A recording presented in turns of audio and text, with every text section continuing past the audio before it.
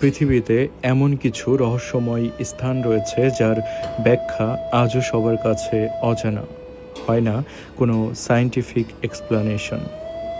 যে সাইনবোর্ডটি দেখতে পাচ্ছেন সেখানে লেখা আছে সাবধান, বিপজ্জনক পুকুর। আজ আপনাদের ঠিক সেরকম একটি স্থানে নিয়ে এসেছি, যার সৌন্দর্যের আড়ালে লুকিয়ে আছে এক ভয়ঙ্কর পুকুর, যেটি কেড়ে নিয়েছে শত মানুষের প্রাণ। লোকমুখে এখনও শোনা যায় এই পুকুরের পানি কখনো শুকিয়ে যায় না।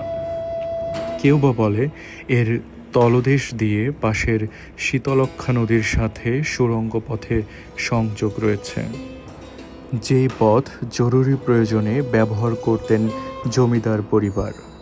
নদীর জোয়ার ভাটার সাথে এই পুকুরের পানিও ওঠানামা করে।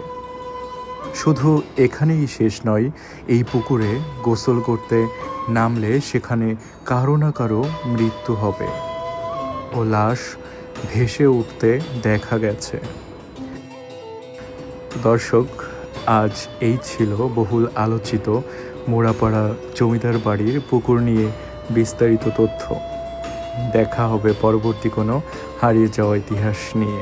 সে অবধি সবাই ভালো থাকবেন, সুস্থ থাকবেন। আল্লাহ হাফেজ।